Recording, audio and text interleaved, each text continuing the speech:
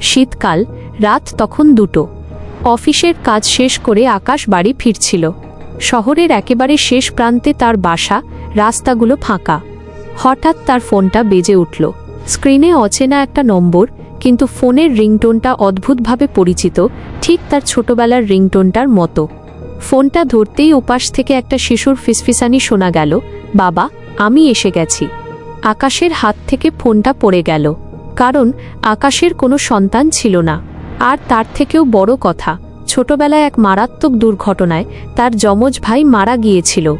কাঁপা হাতে সে আবার ফোনটা তুলে ধরল।